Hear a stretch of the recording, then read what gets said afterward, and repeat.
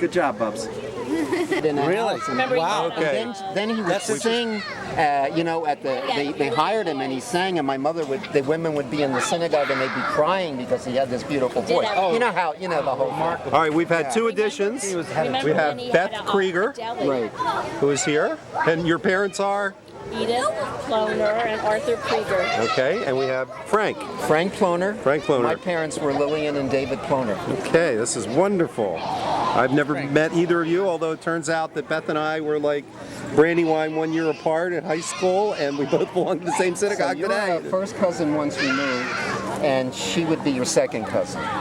Yes, That's how I figured that out. that's so funny. I walked past Surrey. Because you're a grandson of Abraham. Well then, I'm being critiqued, huh?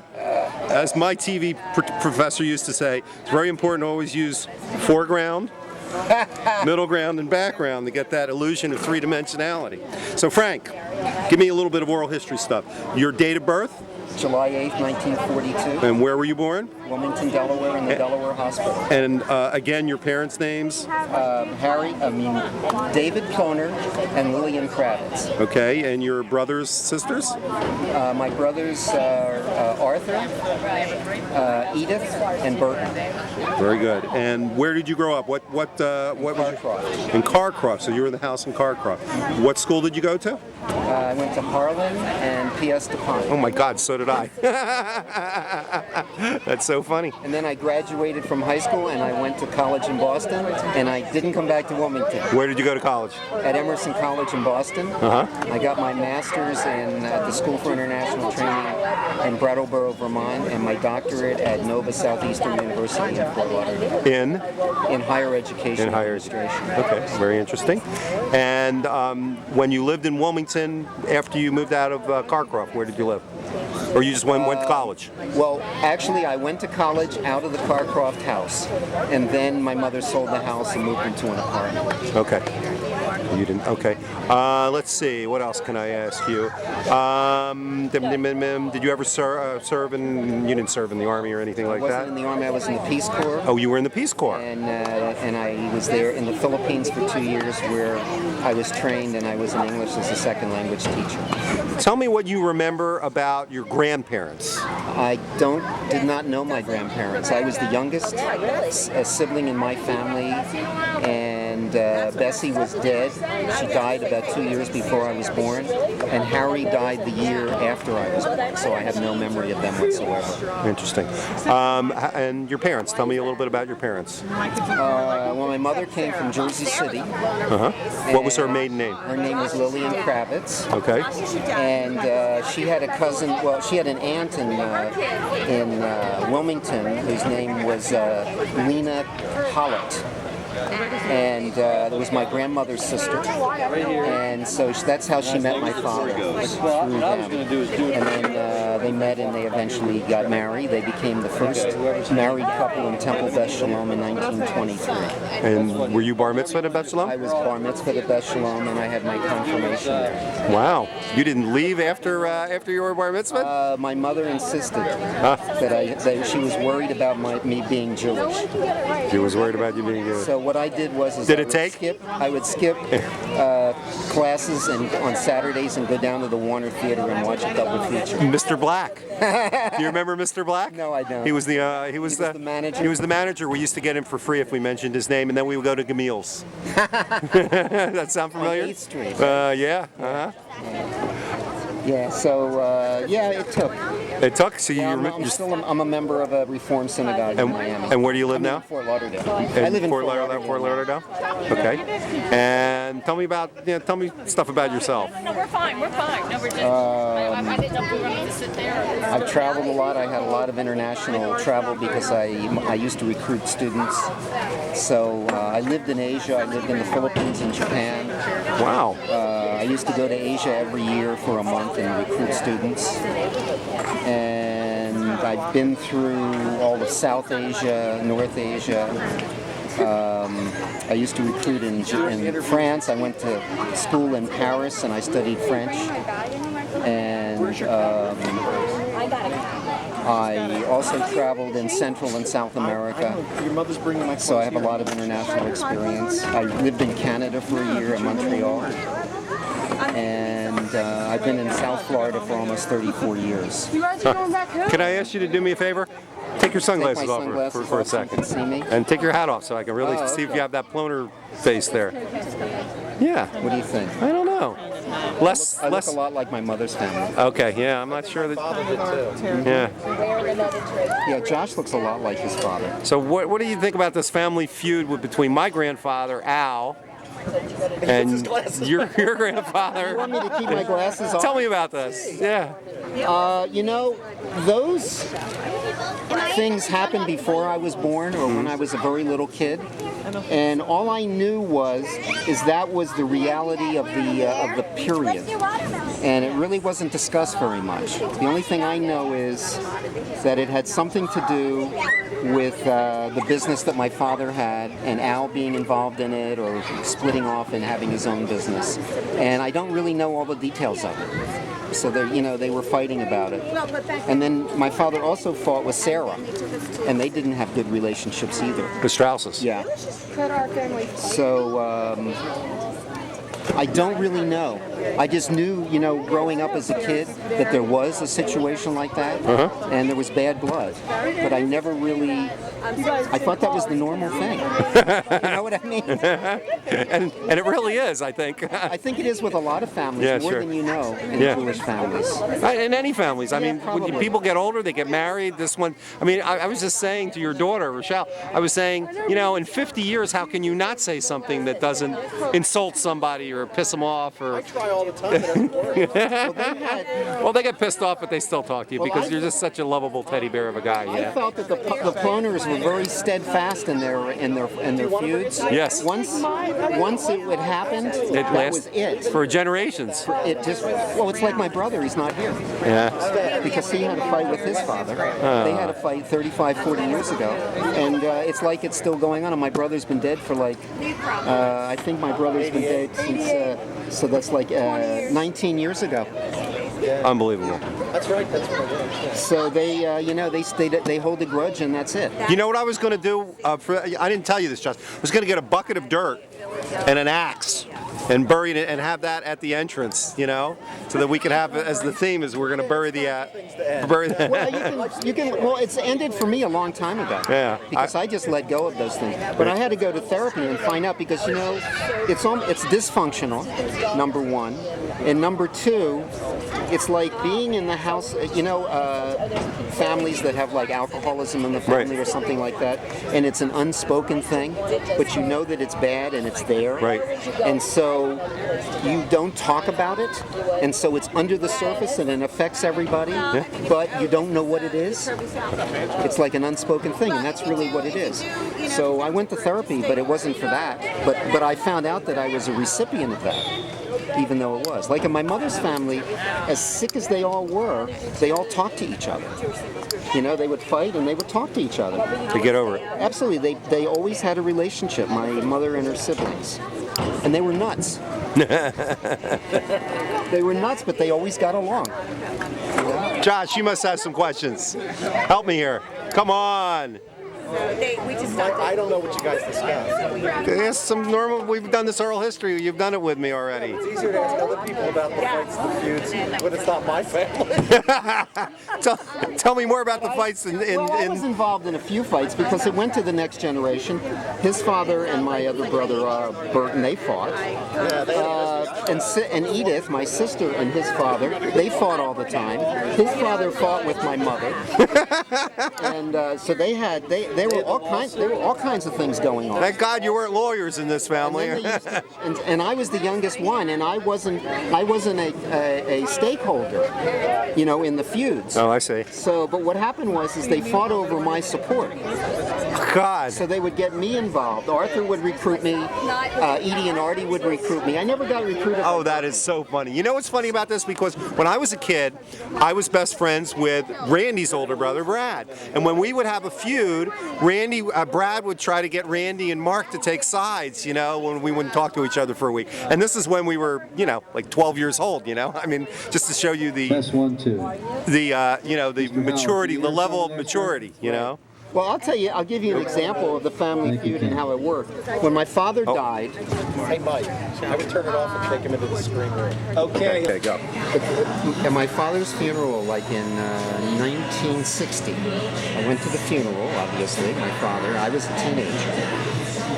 And we were at the cemetery, and we're all standing by the casket, you know, before they lower it into the ground. And there was this woman there, this little short woman there, and she was crying hysterically, and she threw herself on the coffin. Oh my God! When it was going down the ground. And I turned around to my sister and I said, "Who is that woman?" And my sister said, "That's your Aunt Sarah." I had never known her. Oh, this is... And so can you imagine being a teenager and you see this person who's so upset over your father's death, more upset than you are? And I never knew her. I'd only heard about her. Now, I met her a couple times after that. But I know that there was a fight between my father and her, and it had to do something... I'm not sure exactly what the facts are, but it had to be something about one of her kids getting divorced or moving out or something, and that my father helped by getting the furniture moved or something like that. I'm not sure I have the facts right, but it had something to do with that. And there was bad blood. They stopped talking over that. So, yeah, that's all I know about that. You know, that's sad because there was people like Burton. The first time I can remember, well, I'm sure I probably met him before, but I mean, it was like at Leonard's funeral. Right. I saw him there, and then probably before that was Brad's funeral. You know, in 1979. Yeah, they were friends and they were neighbors. Yeah, and I remember growing up, and I was very close with Leonard's family, and I remember in Brandywine Hills there was a Missy Ploener, but I don't remember ever meeting her. You know, I mean, who knows? Maybe at Brad's bar mitzvah she was there. I don't know, but I mean that was what, 40 years ago. I mean, my gosh. Yeah, well, Missy's 51. Wow. I wouldn't know her if I fell over her. Would not. And I just found out, Beth and I went to Brandywine High School. I was 72 and she was 71. That is so weird. Yeah, well, for the record, Missy's married to Andy Dubroff is her husband. They met at the University of Pennsylvania. They live in Potomac, Maryland. Her husband is a attorney, and she's a housewife now, but she got her master's at Penn in occupational therapy. Oh my God, guess what my wife does? And she's an occupational therapist. Yeah, and she has 2 children. Matthew is a junior. No, he's going to be a senior at Boston University.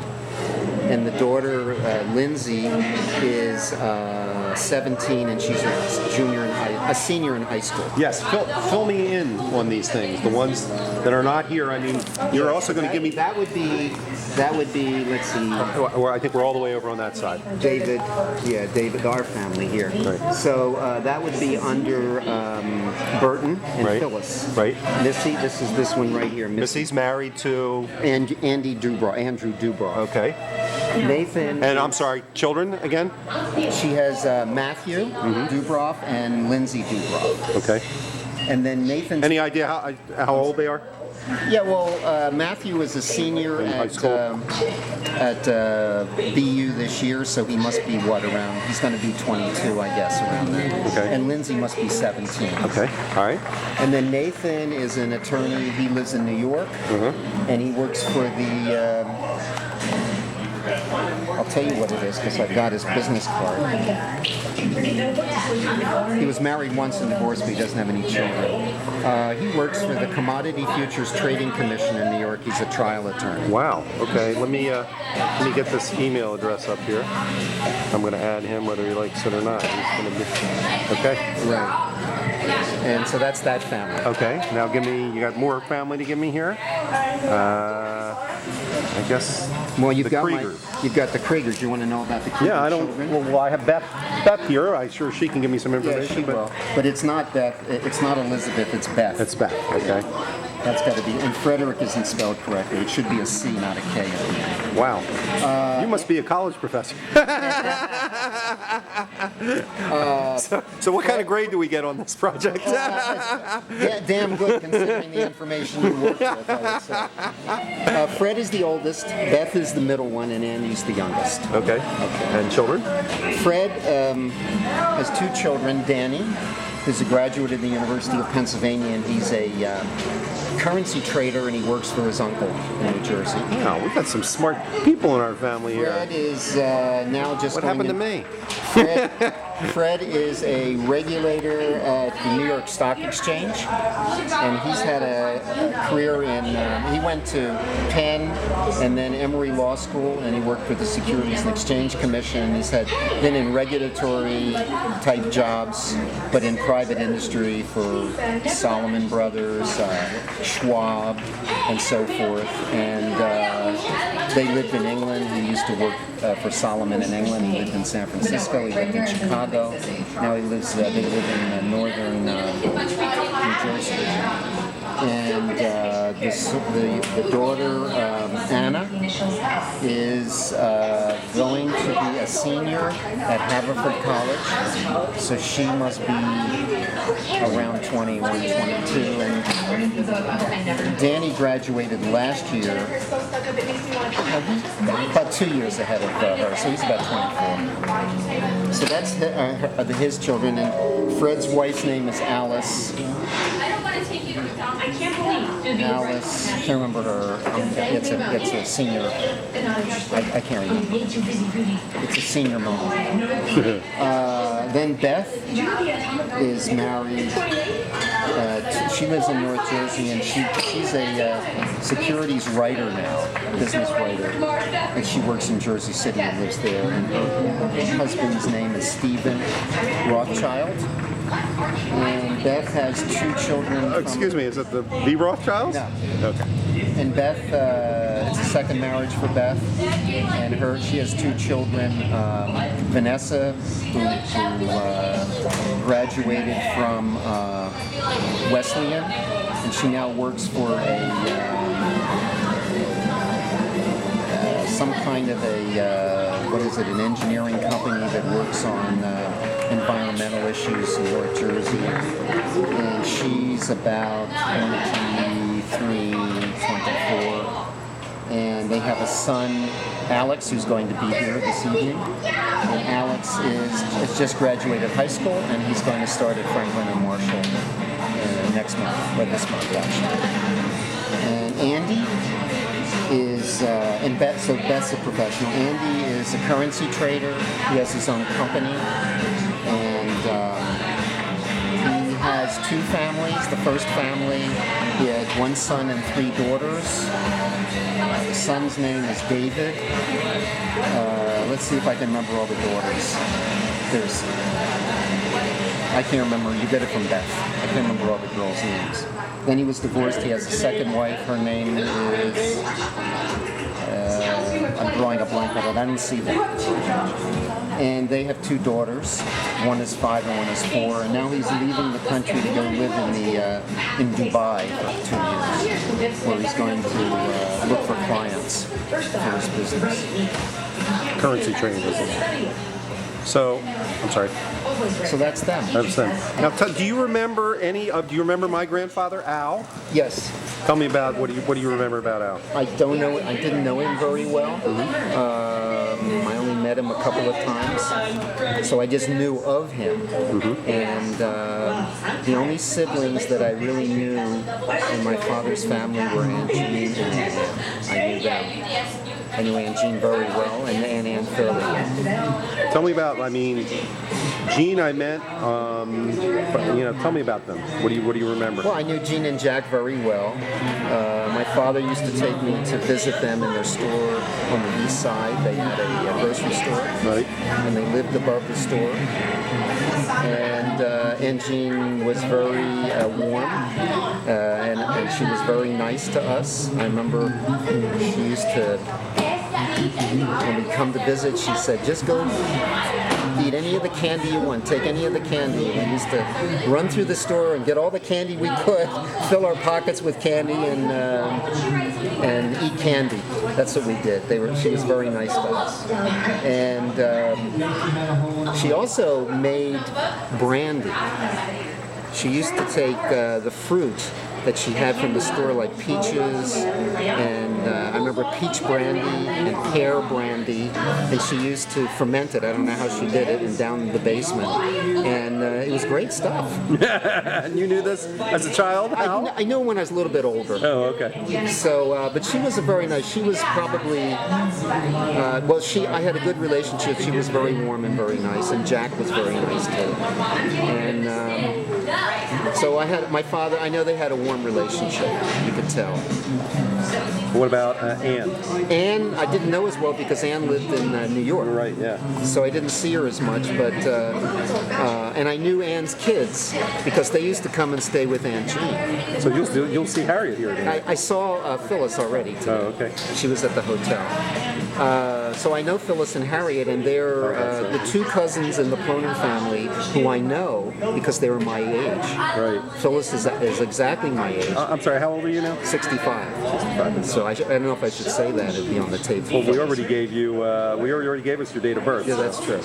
So Phyllis was like born 2 weeks before me, so we knew each other. So I used to know Aunt Ann and Uncle High was his name, and so I'd see them occasionally, and I'd see them in Florida. They came to visit, and I saw them there. So, and I'd been to their house in Floral Park when I was in college. I had friends in the neighborhood, and I visited with them.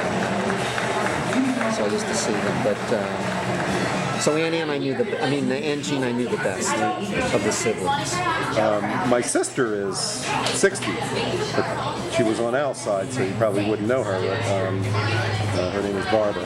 She'll be here. And my mother, who you may have never met. It's really weird. And so that's Leonard's sister.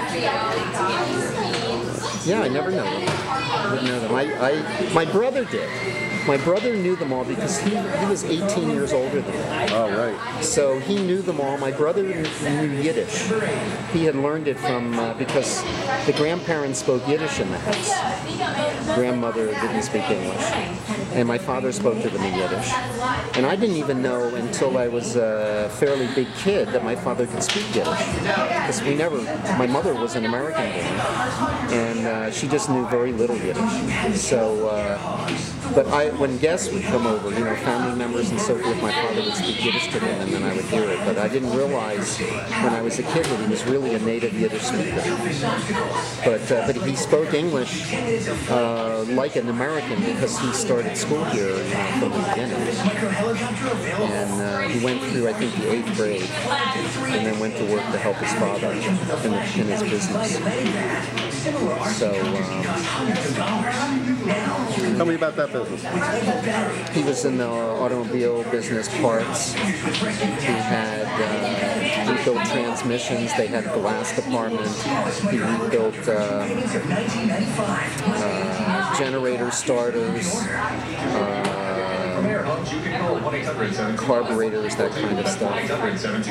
Then I think eventually he bought that stuff and it was already rebuilt. And then also he had a radiator business where they record radiators.